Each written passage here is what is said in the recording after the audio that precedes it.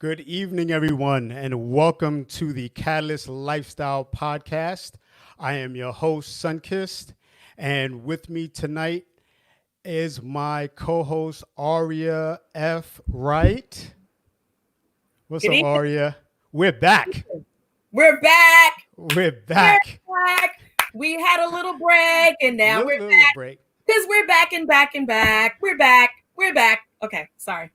Yep. This is what I got to deal with. Okay. Welcome, everyone, to the podcast tonight, Catalyst Lifestyle Podcast with myself and Aria. Tonight, we will be talking about what we term Blackonomics, Black economics, economic wealth within the Black community. So what is economics, right? Economics is the branch of knowledge concerned with the production, consumption, and transfer of wealth. It is also the condition of a region or group as regards material prosperity. The Black community is already and has been in a deficit. Unemployment is at an all-time high. Bills need to be paid. Families need to feed everyone. Ownership and economic growth is difficult to attain at this point. And Black and brown people cannot wait for others to provide for us, or we will be waiting forever. We will discuss how economic wealth within the Black community is not growing and what we need to do as a community, how to educate ourselves on building wealth, investment groups, financial apps, platforms, and how these factors will help to build generational wealth amongst the Black and brown community. So we are super, super excited to introduce our guest tonight. And Aria, let them know who we got. We have some amazing people. First, I want to say that we have someone who could not be with us tonight. Unfortunately, our prayers go out to him and his family. He's dealing with a family situation. So Desarte Yarnway, who actually was on a panel that I was producing last year for the Essence Festival, 2019. Where are we in 2020? Oh yeah, how could I forget we're in 2020 now? So Desarte is so amazing, and our prayers go out to him. But hopefully we'll be able to bring him back on the show very soon, because of course this topic is so important, and he's so amazing. And his credits are just phenomenal. So we'll sadly miss him today. But we have the beautiful Reese Everson, Esquire. She is an attorney and a socio rights advocate, and she's author of The Babes Guide. That's B.A.B.E. Guide. So Reese created the Babes Guide to provide resources and tools for women after being targeted by sexual harassment herself, and then the retaliation that came from that on Capitol Hill while she worked for the Congress. So she wants the guide to help women who want to thrive and flourish in multiple areas of their life, and then realizes also that young women often lack the tools for successfully navigating sexual harassment and gender discrimination in the workplace. So she has a very important role. We're so excited about her and just her existence, and she's so amazing. But she teaches women the foundation for financial freedom, saving smarter and intelligent investing. She is the beautiful Reese Everson, Esquire. Thank you so much for having me. Clap. It's a pleasure. Thank you. Welcome. Thank you for being with us this evening. It's a pleasure. Yes. Okay, and so moving into our next guest, he is Jude Bernard. He's the founder of the Brooklyn Bank and the Jude Bernard Real Estate Agency. He provides practical financial education and economic empowering strategies to his clients. He also provides general support to the local community via the Brooklyn Bank. And you might know the Brooklyn Bank. It's that amazing building that's on the corner. It's on DeKalb, and I can't remember the cross street, but he's going to tell us. But it's such an amazing looking building, and I passed it a million times without realizing that was actually, what it is. I didn't know either. It's so insane. But when you see it, hopefully, you'll know it and you'll be able to go to some events there and support some, because he does a lot of stuff in the community. But anyway, he consults in all areas of real estate, providing the services of a licensed real estate broker and a licensed general contractor. That's rare. And it's rare that you find someone that actually knows what they're talking about and that has great stories to share. He shares his personal experiences of losing and making millions of dollars throughout the years. He shares disastrous mistakes as well as personal strategies that have done well for him. I can't wait to hear about some of those. But with all of that, I would not be the hip hop head that I am if I did not quote one of my favorite rap groups of all time by saying, he went to St. John's University. So he is the amazing Jude Bernard. What up, what up, what up? So, brother. Good. I was hoping to get beautiful too, but amazing is cool. I could do amazing. I think that's preferable. Bro. Gold pedals for everyone. That's all I got. There you go. All right. But you're bringing the melanin popping. Your melanin is popping severely, as the young people would say. Oh yeah. Oh yeah. All that melanin skin. So, before we get into the belly of the info, we're gonna start off with our.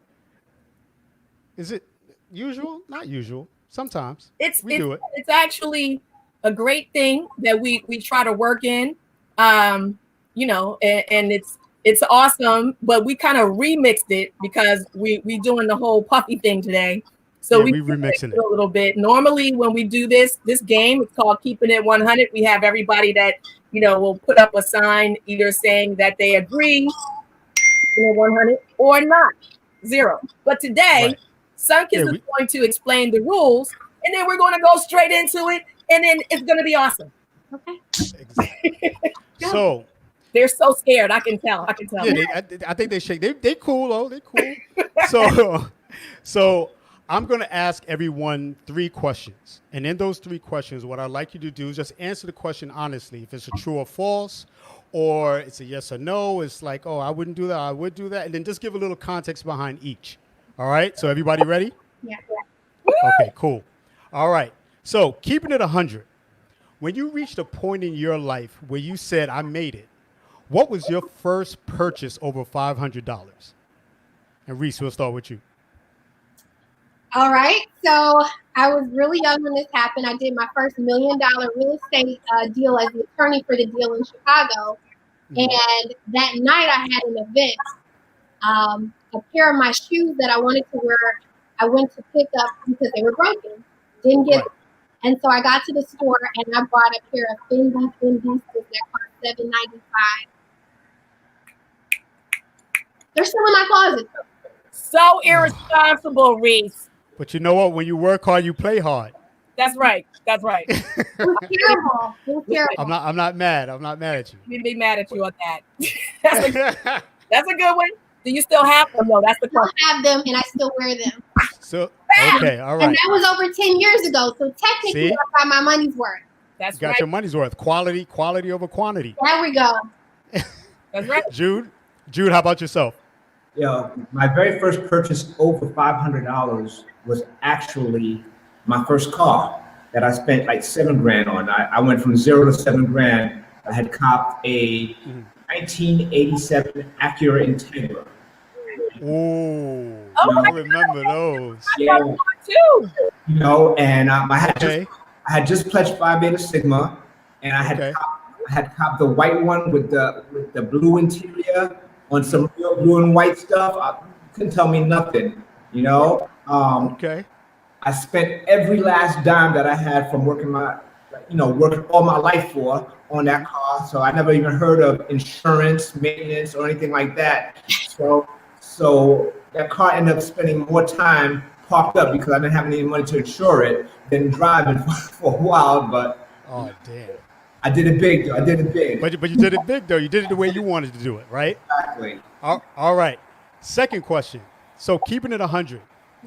When you spoke to friends on your endeavors, did you ever feel that some of them were too negative to share your ideas with? Absolutely. I have this thing where, and I've had this for years, even when I was applying to college, I don't tell people what I'm applying for, what I'm applying to, what direction I'm going in, because you can't let people who God didn't give your vision to tell you how to proofread. And so I don't allow people, family, friends, or otherwise, to dictate or, kind of sway me from what's been put in my spirit. Yeah. Right. That's important. Practice. You got to keep your identity, right? Mm-hmm. And see, God gives it to you. And everything that God gives you is inside of you. Someone else on the outside is not going to understand how what's inside of you works.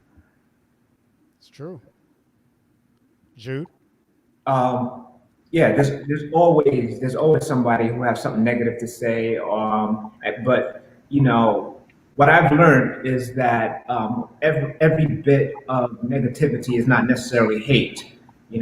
So I actually embrace all feedback. So it's very important. It's very important that I hear what you have to say, but I don't let it push me away from what I need to do, what I want to do. But I want to hear it because sometimes I hear point of views or perspectives that I wasn't privy to or that I wasn't thinking about, and that way it lets me make some contingency plans. Like if somebody says, "Oh, this will work because of this," I'm like, "Wow, I didn't think of that." So now I'm thinking about that. So it's not just haters that hate. So you got to be able to Like balance it. Exactly. Right. Okay. All right. Last question. Keeping it 100. Do you always support Black friends, businesses, companies, entrepreneurs, or did you shop at non-Black owned stores, restaurants, etc.? Who first? Yeah. I'm going to go ahead and throw myself under the bus real quick. I make it a point to go out of my way to support Black businesses where I can. In the sense that as a woman, I know my hair and nails need to be done. If there is no Black salon, I'm just not going to get my hair done. That's how committed I am to that cause. However, when it comes to restaurants, I'm a food. Right. Okay. Imagine it, a big old 400-pound woman sitting here. She's indiscriminate, and when she's hungry, she just wants to eat. And so she likes very fine food. So, Michelin rated, she wants the experience, she wants the ambiance. And so it's hard to tell Big Reese that we have to support Black businesses only. And don't get me wrong, she loves, food that's, done by Black chefs, but sometimes I've got to eat. And so that's where I fall down. I gotta throw myself under the bus. That's where I fall down. Okay. Jude? Well, I'm very big on nepotism. It's very important for me to give family first. So every brother, every sister is family to me. So wherever I can, I'll always give opportunity for my peoples to eat, so long as it is comparable to the market. I'm not going to support anything just based solely on the color alone if it's not as good, it's not as competitive, and so forth. So supporting Black doesn't mean that you're supposed to settle for less, but yes, I try to as much as possible. But I'd be lying to say if I said that I only go to Black restaurants and black this, Black that. I'm kind of ashamed of the fact that I go to Magnolia Bakery for the banana pudding, opposed to some of these other spots. It's like crack though. I've never had crack, but it's right. From what I understand, that like the Wait, so I'm missing out right now? I've been to the one in Hawaii. I've been to the one in Chicago. I used to work across the street from the one in Chicago, the courthouse, the one here in DC. I understand, brother. Stay strong. Stay Stay strong, brother. the chocolate. Keep hope alive. Keep hope alive. Fight the fight. June, do what you got to do. Yeah. Do what you got to do, man. That's another topic, but that do what you gotta do is not the way to go. All right. So I'm glad that we got through that Okay. pretty easy. Yeah. We're going to get to the hard stuff now. Let's go. So, first question is, what does wealth really mean, and how do we obtain wealth? Like, is it through capital, money, saving money in the bank? Is it property? Is it material possessions? Like, what should we be really investing in? Yeah, is it stocks, is it bonds? Like, tell us, give us all that you got. We need to hear it. Okay, so here goes. The breakdown goes like this. So, as you said, I'm an author of The Babe's Guide, and my second book is The Babe's Guide to Generational Wealth. In The Babe's Guide, there's actually a wealth vocabulary. And according to the wealth vocabulary, wealth is a large amount of money or valuable possessions. Wealth is substantial assets that a person accumulates, typically built from income. So here's the breakdown. Okay. What we're used to in our community is seeing rich people. Rich people have money. Other people have wealth. Right. And that therein lies the rub. Why? Because you can have a talent or a gift that you trade, and you trade that for money. And so now you have a lot of people in our community who have traded their talents and gifts for a bit of money. Unfortunately, their money, once their talent is no longer in the spotlight, or they're not in the top 100s, or they don't have the ability to shoot that ball, they've broken pulled a hamstring, whatever the case is, once their ability to make that money in, their money runs out. And so that's the distinction between having money and having wealth. Wealth is literally the accumulation of assets. Most people buy assets from money they've earned while working, but they buy things like real estate, life insurance policies. They they invest in stocks. They do or they just invest, period. And that could be, options trading. They are in the market, and their money is now working for them to go back and bring some more money to their saving situation. So that's literally the distinction. One, the person is working for their money. Two, a person's money is working for them. Yeah. Okay. And so that's how we break that down.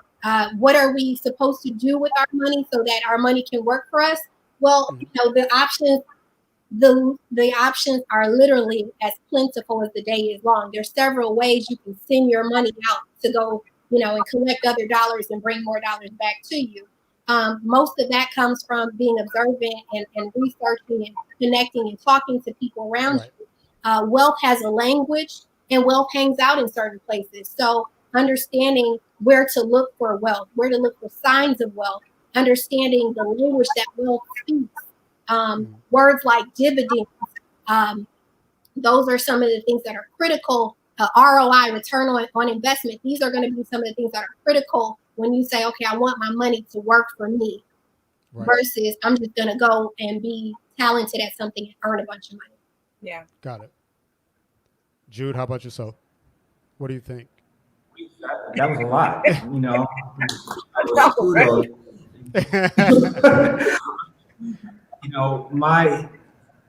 my definition of wealth is just a little different, but it's kind of the same. To me, wealth means an abundance, right? Wealth means having more than you need to just survive. Like there's no dollar amount, because you could be hood rich with $10,000. And hood wealthy with $100,000 and so forth. And that's nothing to Bill Gates will slit his throat if he ever woke up with $100 million. Right. That part. So it's like that's my definition of wealth: just having more than you need just to survive, having an abundance, right? So how do you gain an abundance? Like for me, gaining an abundance is having appreciating assets. Having a wealth mentality. That means the ability to look at situations where there's always a dollar to be made, you know, and to me, the most important the most important form of wealth is when your income and revenue streams transcends time for dollars. You know, so many times like we're only making money when we're working for it. You know, and you're spending money quicker than you're Yeah. earning. Then you're So making it right. exactly. So that doesn't work. So the trick is to have, appreciating assets that bring you money, assets that bring you income, whether you're asleep or not. Right. Stocks, So you said that. real estate, um, art, Uh-huh. small businesses.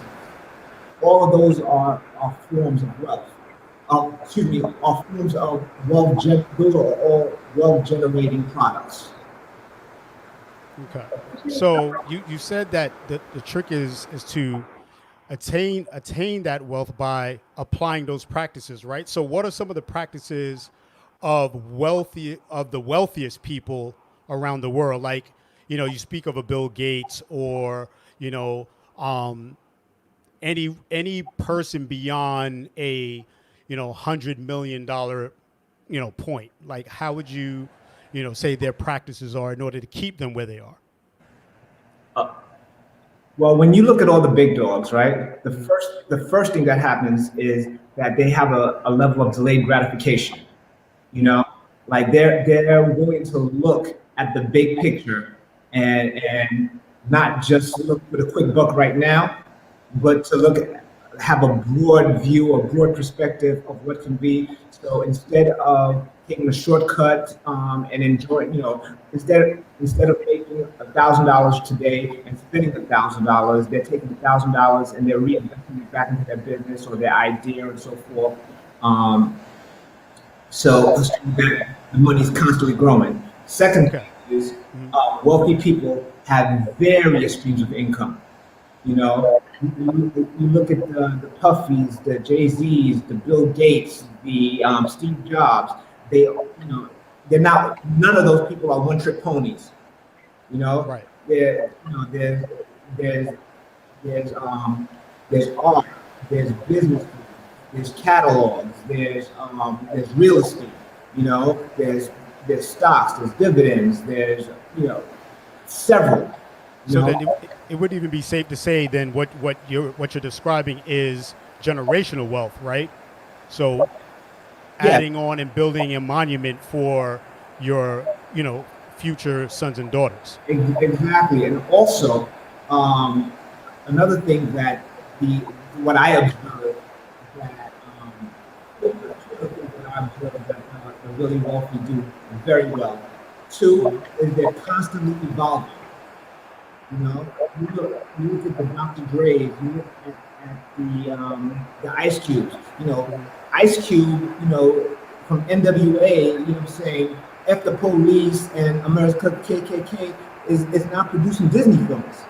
You Right. know, he evolved over Wait, time. hold on. Jude, can just mute your mic really quick? You're fading out a little bit. I'm going to piggyback on what you said while Mhm. his mic is getting there. So the second part of that is they're always learning. The wait, the habits of a person that's very very wealthy is that they're always learning. There's always an area where they're willing to say, whether it's reading a book or actually Mhm. studying people and finding mentors and people that they can latch on. It's not thinking that you know everything. It's knowing that you can always learn from someone, but at the same time, it's being confident and believing. In the words of Jay-Z, I could sell water to a well. Having that type of self-confidence Right. will allow you to go out there and believe in something that doesn't exist. That's literally everything that you think about that Mhm. was generated, that created wealth for someone, literally was someone idea. Whether it's the couch you're sitting on, the chair you're sitting on, the book you read, or whatever, the car you drove to Mhm. the grocery store itself, somebody sat down and this existed as a vision in their mind before it existed in reality. And Right. that ability to take something inside your mind and say, I know it doesn't exist, but I believe it can be real. I don't know how I'm going to create it, but I'm crazy enough to chase it. That's the tool, or one of the things that I always see with wealthy people. They will believe in something when no one else is willing to, see it through. And then Reese, to add to that, or let me ask you this. What will be some of the obstacles then that those entrepreneurs face when starting a business? One of the things that I think that we really have to do, and I say this for myself as well, is tap into your gift. Your gift comes from the person who created you. Whether you believe in God or not, you are literally molded, and you have certain gifts inside of you. So in order for you to tap into that, you got to silence the noise. Silencing the noise comes in when you've got friends who want to hang out and do this and do that. It's literally right. Distractions. Yeah. Two, it's not letting people proofread your vision, because again, it's given to you. Three, the mentality of lack, and I think you touched on this in the beginning. If you believe that this was put inside of you, you don't look around and decide, oh, I don't have enough of this, or I don't have good credit, or I can't make it happen because I didn't get approved. There's no such thing as lack when you're operating in your purpose. When you're building wealth and you're on your path to where you're going, there is no such thing as a closed door. It's just another way for you to figure it out and go around and find another window. So there's that tenacity of never saying no. And in my world, I call it, I don't accept a no from a person who couldn't give me a yes. I love that. So if I go and I apply for a loan, for a business loan, and the person I meet with goes, you just haven't been in business long enough. You only have 2 years. I'm really sorry. I sent it through and it came back as, just a no. Okay, well, thank you. Okay, now we need to talk to the next level of people, because you're not my final answer. Right. I don't accept no's from people who couldn't give me a yes. You submitted this to someone else and got a no. You're not my answer. I love that. You keep going. You know what I mean? So that's that to me, that's one of the dogged tenacities of people who are very, very wealthy. They don't get pushed away easily. Yeah. That's dope. I love that, because I've never actually heard that before. So I think it's a good practice to adopt, because I've been told no a lot. So that means for everyone who's told me no, I'm coming back for you. I'm coming. Yeah, I mean, we all go through that, right? And Reese bring up a very good point, and I'm glad that you mentioned that, because like establishing credit, obtaining capital, having access to resources, these are the things that our community needs on a hold. And a lot of times we go out and we get the incentive to start our own businesses or move forward in our lives with our dreams and aspirations, right? And then we get that no, and then we allow that to distract from the ultimate goal. So as you said, there's always, someone higher that told you no, that's going to tell you yes, right? And they just need to hear the why. And unfortunately, I would say maybe for us, and I don't have the stats in front of me, but I believe that when it comes to our application for business loans, they may be turned down at a higher rate than others.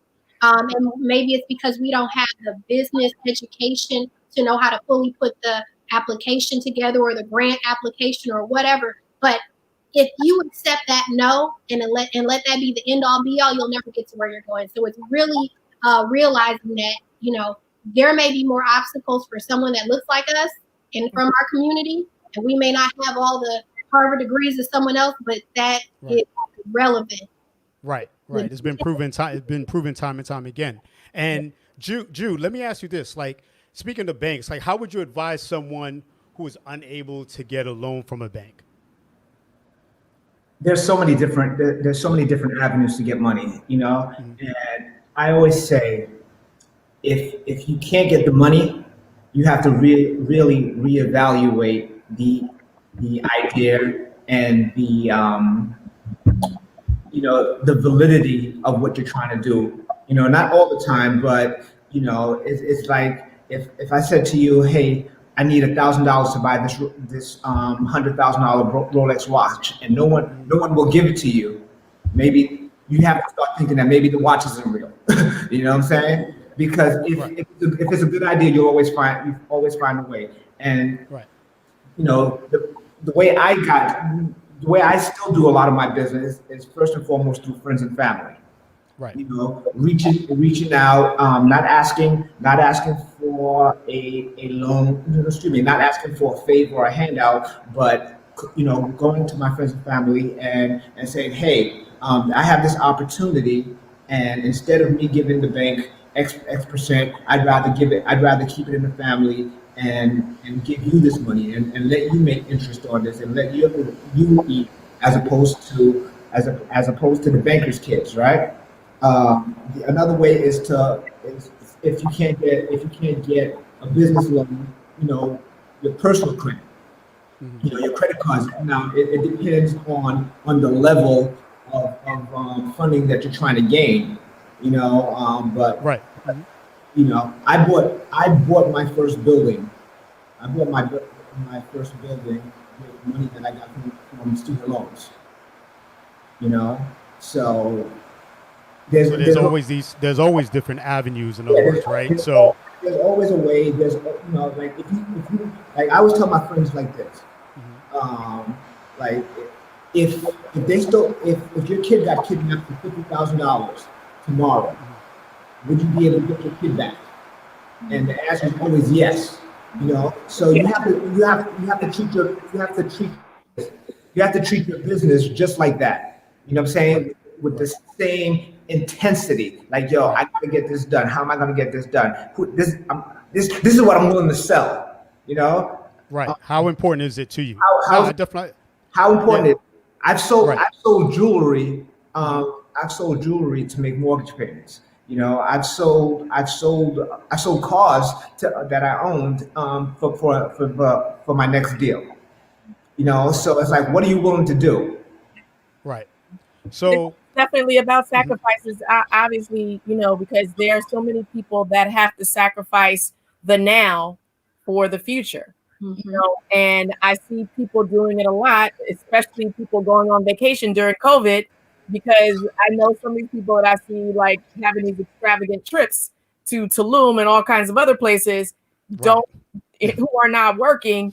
You know, they're sacrificing something for the now, you know, to get, you know, something now to get the whatever it is that they're, you know, looking for. But I mean, I definitely agree with that, what you were just saying, Drew. But like I said before, it's, you know, one of the main things between the haves and the have-nots is that sense of delayed gratification. You know, like that the ability to look past right now and look at the greater good. Right. You know? And when doing that, I think even in today's climate, right? Like, you know, politics plays a very big part on, you know, the economics of the Black community. So, Reese, let me ask you, how does politics affect the economic welfare of the Black community? Oh, Lord. All right, you want me to take it back to DC? Well, I'm here. Okay. I'm going to say two things that are very controversial. I'm going to say something that's very controversial. Okay. I like a little controversy. I don't personally believe that there is any political party that represents the political interests of Black people. So what does that mean? That means that we don't have friends. And in politics, they say there's no permanent friends and no permanent enemies. Well, there's no party and really no person so far that has come out with a list or an agenda that lines up with what I believe across the board Black people need and would benefit from. Right. And so then what does that mean? That means that, you know, we're kind of cozying up to people and trying to create alliances that will somehow help us benefit in the end. What does that look like? Because on one hand, you have a party saying, you know, well, pull yourself up by your bootstrap and you don't need government assistance and, you know, work at it and create something and build something on your own and you'll be okay. On the other hand, you have a system that seems to say, you know, do your best. And if you don't succeed, we have a safety net for you. But when you look at what that safety net looks like, it's a scene from the fire in Baltimore with the word tenements or the Marcy projects. Yep. There's a safety net, but it's something I wouldn't even want an animal to live in. And so then when you say, well, okay, so then what do we do as a people? We realize that politics is about power, and that when you don't have money, you don't have power. And so there's no point in running around trying to be involved in politics until we actually build our own power center. And that looks like us working together and building our own wealth in our own community. I drove through Detroit, Michigan, which is where I'm from. And in the area where my dad lives, it's a real rough area. It's, Joy Road, if you've heard the phrase before. It's kind of in the hood. And then you keep driving and you get to an area called Dearborn. Dearborn is the largest group of Palestinian or Iraqi people outside of Iraq. As soon as you cross from one side of the street to the other, it's night and day. It's like there's not one you go from burnout to beautiful homes with, they have a Lowe's credit card. They've got flowers. They've got beautiful awning, and everything's well manicured. And you go, wait a minute. So they took the same houses that are $10,000 over here and invested $20,000, and now everybody in this area's property value is totally different than directly across the street. Right. It was about the investing in themselves and having that sense of, I'm going to take a little of nothing and build something. And now we collectively have economic power. Now they hire their police officers. They hire they elect people that represent their values and their interests. Can I jump in? Go ahead. I think politics is very essential in the whole wealth building process, especially on the local level. And I mean the councilmen. I'm talking about the district leaders, the people. Everybody. Whenever you think politics, you think about the Hill and the congressman and the president, all that other stuff. But just the other day, I was in a situation with a city agency, and the fact that I had a relationship with my local councilman who was able to step in on my behalf and clean that, and again do his job, to look out for his constituents. I was able to navigate through a system that most people fail through. Now, just like anything else in the world, it's all about the relationships. And I think it's very important, especially as a small business owner, for you to be involved in local politics, so people know who you are, so they respect your business and know that you are contributing to the community. So often people get so caught up in like presidency and what's going on in Washington that they forget that it's local. Like whatever business you're trying to run, you need the direct support of the local politician. That's my take. We actually had a great panel weeks ago with a few really high-powered community advocates, and they all said the same thing. It's so important for everyone to really, especially in the wake of what's going on with the primary elections, like you really have to lean into what's going on in your community, find out who are advocates for you and the betterment of the community, and make sure that you know them so that when you go to the polls, you can actually vote for them versus voting for the person that the people who are working the polls are telling you who to vote for. So I believe wholeheartedly that is something that has shifted a lot. People's knowledge of what's going on with politics and how it affects them locally, it affects their businesses, it affects their homes. Before we used to always say that, that doesn't affect me. I don't know who those people are. But now it's your business. You have to make it your business to actually find out who those people are that are advocating for you and your community, because those are the people who are going to actually talk to the regional people who are actually going to, push the primaries and push the people who are in position to actually do the right thing for the communities and not just, think about what their friends are doing, Right. what's best for Yeah, them.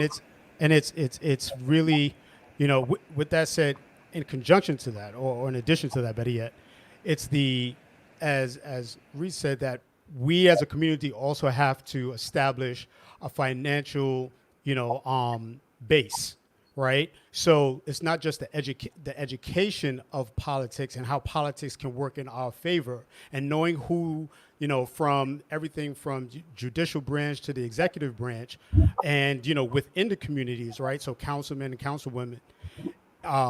With that said, like, both that education along with financial, wealth, right? That generational wealth that we're speaking of this evening, like, both parts hold a very strong suit in the upliftment of our people, Yeah.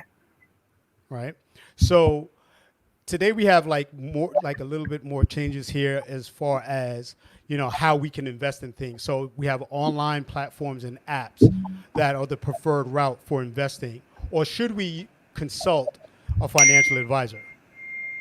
Reese, what would you say to that? So I think that financial literacy is just like any other literacy, right?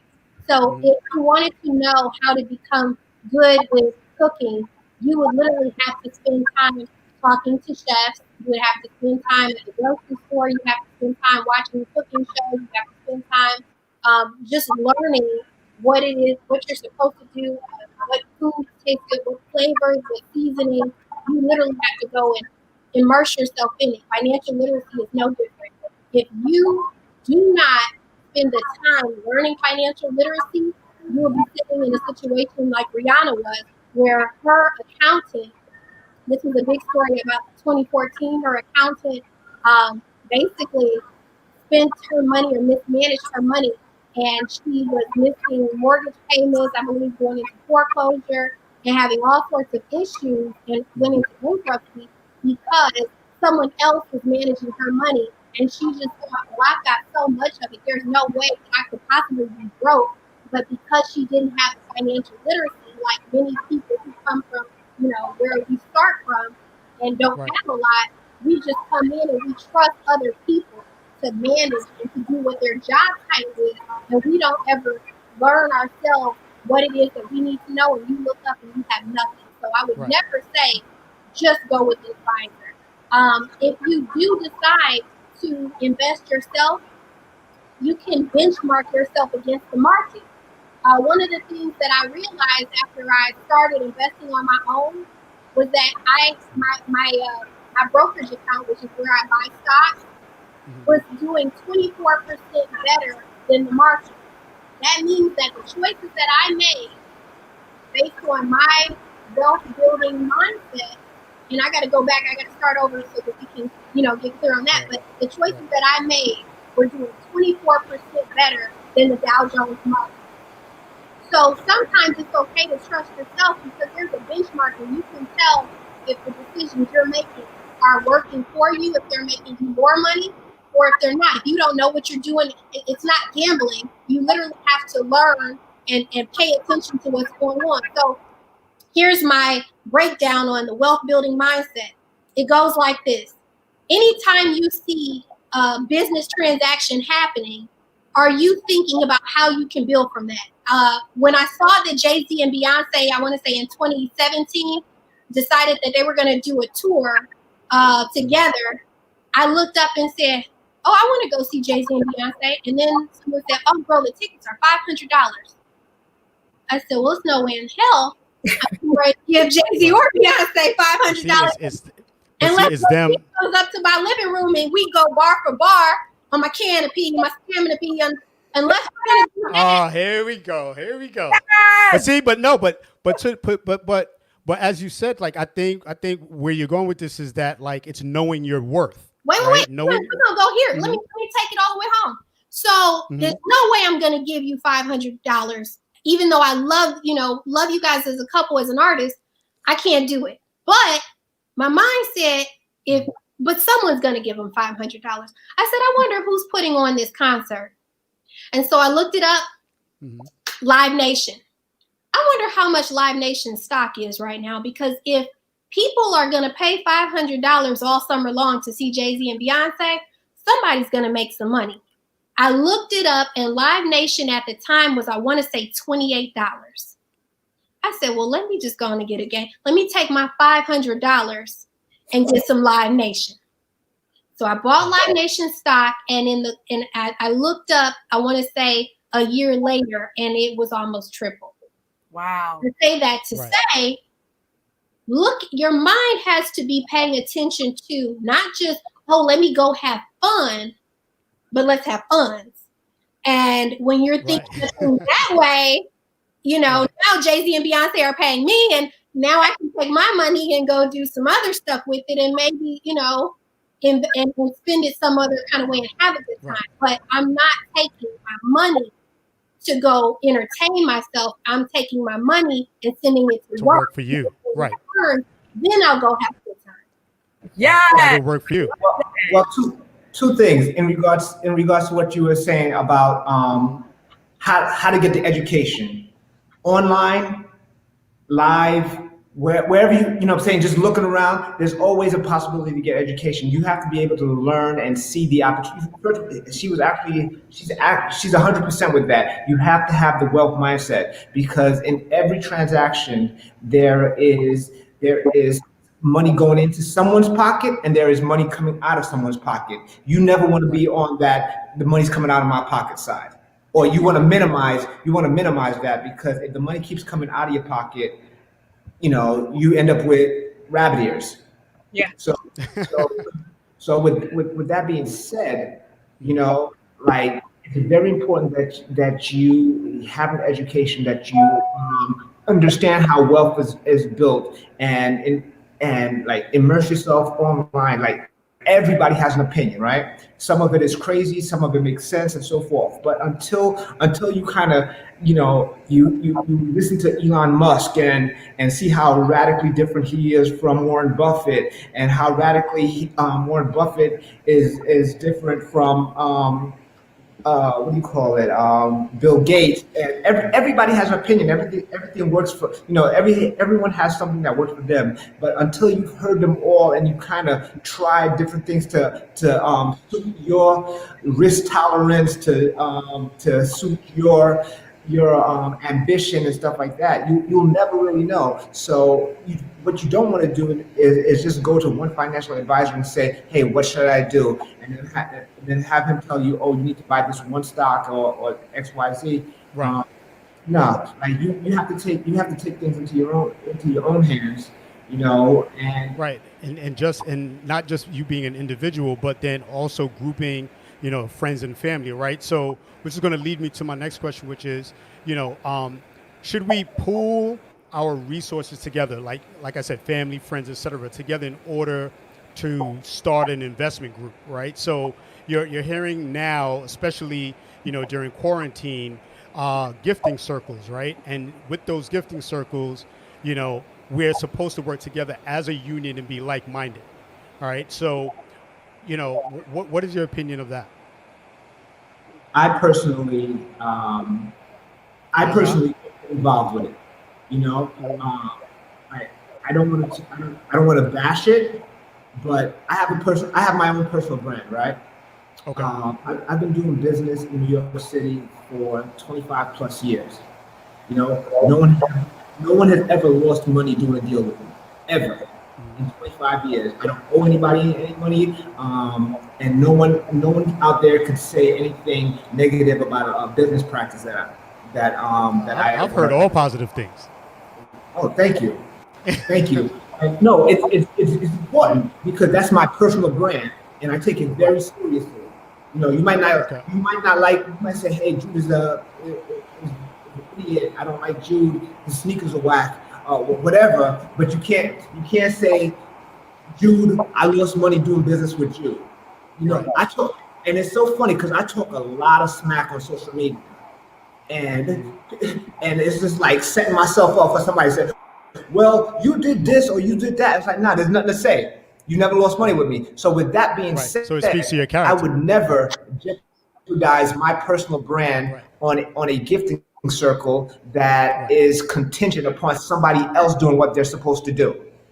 You know, because like at the end of the day, if I bring you into something and for whatever reason, whether you didn't do what you were supposed to do, or you got involved with people under you didn't do what they were supposed to do, at the end of the day, Jude, you know, the person that I trust, the person who has a solid brand in regards to finances, in regards to business, brought me into this thing, and now I gave up my $200, and I didn't get my $20,000 next week. You know? Well, see, it's like I said, it's all about community. Yeah. So I have to tell y'all this story. Okay. So it's gonna come from it's gonna intersect the last question and this question. So while I'm sitting at work in 2013, I'm working for Congress on the Judiciary Committee.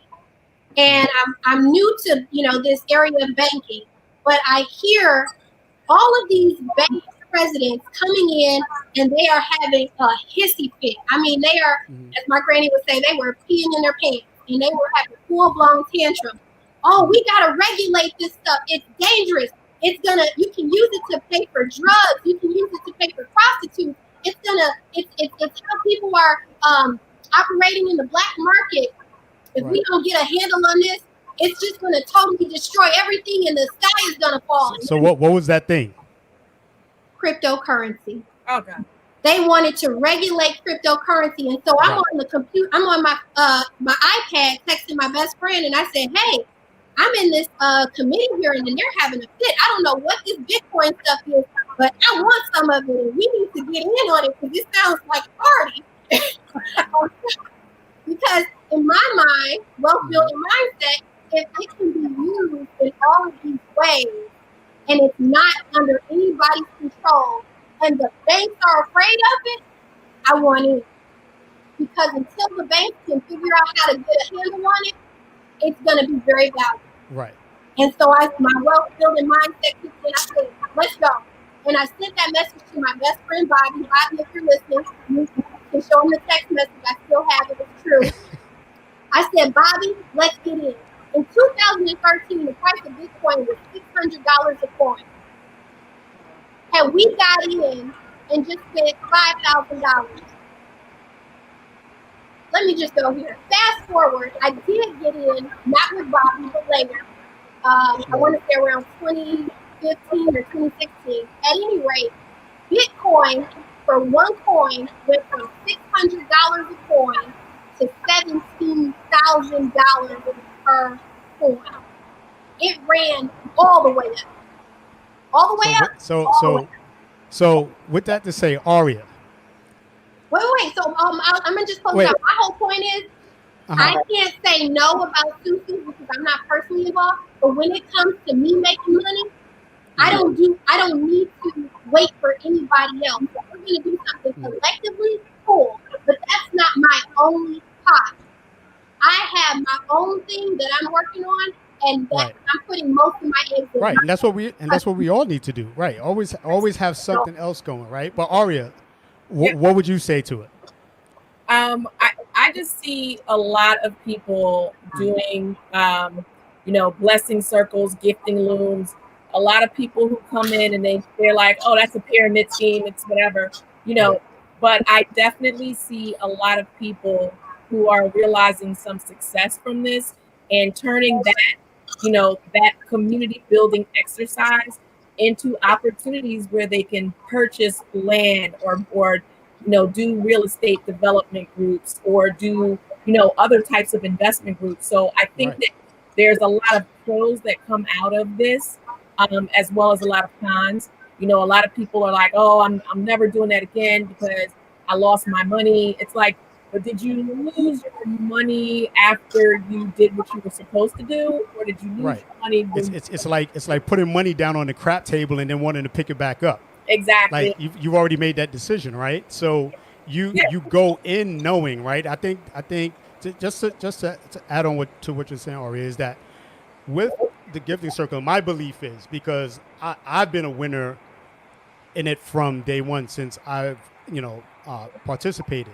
And all that to say is that you have to educate yourself and just make a very conscious decision, right? As you would make with anything else. If it was the stock market, if it was Bitcoin, if it was anything else that you felt, if it was, going and asking your friend for a loan and then he or she giving it back to you a month later, right? The thing about this is that it's an investment. And it's like Aria, like you said, it's a wealth building opportunity within a community, right? And a lot of other communities do the same thing, right? However, we tend to shy away from that, and I think it's something that you don't have to jump into it immediately, but at least keep an open mind to it, right?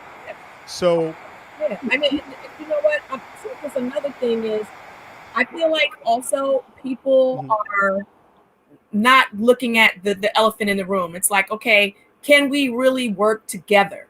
Can we Right. really trust each other? That is it. Can we really help build one another up? And the Right. short answer is no. That is the short answer, because people do not trust. They do not believe. They do not want to support each other. They do not want to work together. And any time that anyone puts something in front of people where they say that this is an opportunity for you to work together, they're going to be like, I can tell you 9 times why that won't work, versus the Right. one time that you need to think about it with an open mind.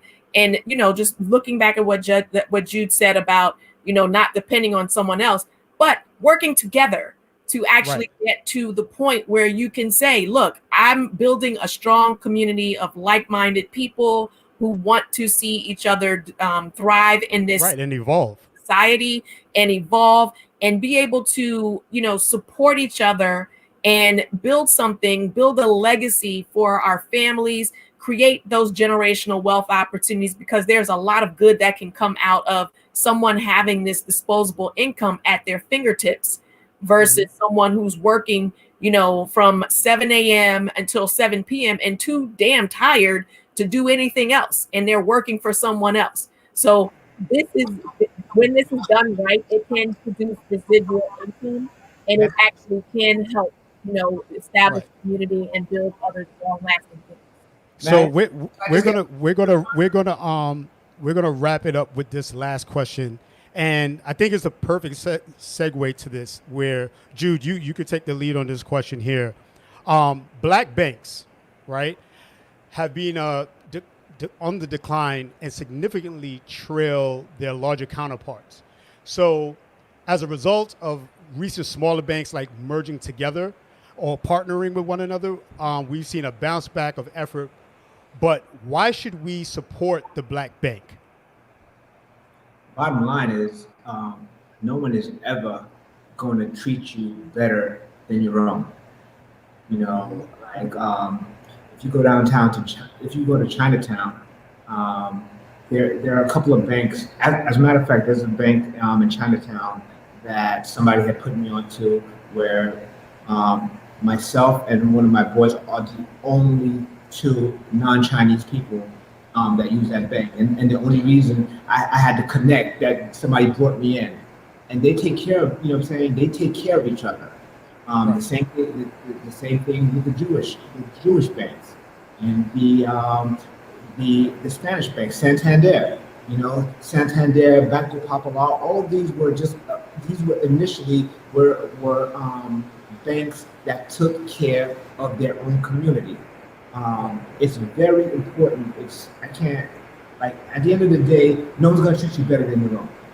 So we can't sit here and cry about Chase is doing me dirty. You know what? Because Jamie Dimon doesn't look like you, so he's not going to hook me up. Jamie Dimon, he's the CEO of Chase Bank, by the way. But Jude, we're losing you a little bit. Hold on. Yeah. He was saying Jamie Dimon is the CEO of Chase Bank. Yeah, so you always got to go with your own people, and the bottom line is until we all make the conscious effort to support these small banks, these carvers, all these small regional banks and stuff like that, they're not going to thrive. This is why we're falling apart, is because we as a people, we're falling victim to marketing and saying like we're seeing the commercials and we're bypassing our own establishments to go into the shiny one. So it requires a conscious effort, and that's the only way to make it thrive. Okay, Reese, we'll end it with you. I hold myself accountable right now in saying that I am not predominantly involved with the Black Bank. One of my truths is that I think that they are kind of, there are not enough locations, which they won't have if we don't invest, which is true. But at the same time, being able to do business for me as a business owner of a few businesses, and having that technology has to be the great equalizer. So when it comes to Black banks, I would say more so than even marketing is the ability to service the small business owner. But here's what I can say. When my there was a story I wanted to tell about generational wealth. My grandmother left me a house when she passed away. Her children hid the trust so that I could not inherit the house because they wanted to keep the money for themselves, the insurance money. And I then went to Wells Fargo Bank and said to them, don't foreclose, I'll buy it. Wells Fargo did not. I spent a year fighting with them and they still foreclosed. I showed them that I had the funds to buy it. And it wasn't about the real estate. It was about, all of my grandmother and grandfather working at Chrysler in a factory to be able to buy a house at a time where redlining existed and Black people, not only 40% of Black people owning property. And so being able to take that home and pass that to my children, that's what I wanted.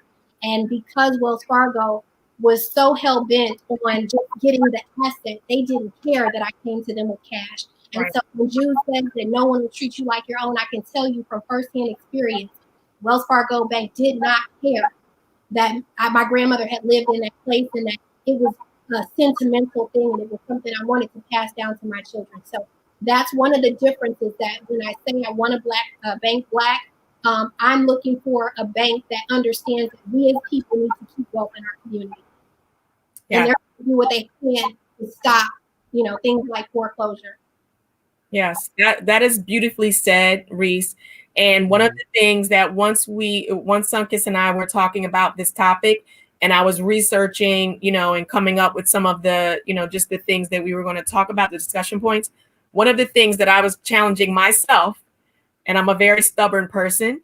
One of the things that I'm challenging myself to do by the end of the year, December 31st, is to open an account with a Black bank. So I'm going to be researching. I actually started already, but I'm going to be researching, the different options for Black banks, because I do realize that they are, just as Jude said, the only ones that are going to treat you the way you deserve to be treated. And they're the people that are out there doing things within our community, coming up with programs that will assist, the community, and coming up with different options and creating, opportunities for people to establish credit who wouldn't have gotten an opportunity going to another institution. So the bigger banks out there, the JP Morgans, so on and so forth, their biggest bank runs circles around the universe, between that and the biggest bank in assets for the Black community. And it's so sad because we don't even rank on, the radar with some of even the smaller general banks. And I don't know what else to call the general banks. What is, I don't know the exact numbers, but it's like, the JP Morgans of the world are in the trillions, where, the Black banks are in, barely scratching the surface on 1 million. Right. So you're being kind with those numbers. Yeah. And it's a huge gap. So I'm challenging myself, and I would challenge any of my other friends who are watching, to at least take a fraction of your earnings for this year, whatever the COVID earnings are for this year, and Right. find a bank, a Black bank to invest in, to put your money aside, and check that off as one of your goals for the year. Everyone started in 2020 except me with a vision board. So, and they had to or update their vision board come March and then again in April, June, July, and August. Mhm. So why not put another vision board up before the end of the year and put Black banks, and you putting your money into it, and then you coming up with some sort of, financial literacy training with Jude Bernard, and you coming into buying one of the Babe's guides if you're a woman or even a man that wants to understand the plight of women. Let's do all of that for this year. Let's do it all. Right. That was a perfect ending to the tonight's show. Reese, thank you so much for being with us this evening. Jude, thank you so much, brother, for being with us this evening. Tonight's topic was awesome. I think we covered a lot, and this conversation must continue. Absolutely. And it can. We will definitely be back again next Sunday or even the following Sunday, but we'll let you know. And how will we let you know? Please sign in, log on to IG, Facebook, YouTube, Twitter, and every other platform, Catalyst Lifestyle, and on Facebook, Catalyst Conversation. That's with a K. And I want to thank my guest. I want to thank my co-host, Aria. Thank you so much for putting forth the effort to make this show move the way it does. And like I always say at the end of the show, all we got is us. Black Lives Matter. Black Lives Matter. BLM all day. Thank you so much. Thank you guys. You guys were so awesome and so much fun. Thank you. Thank you for having me. Just want to say one last thing.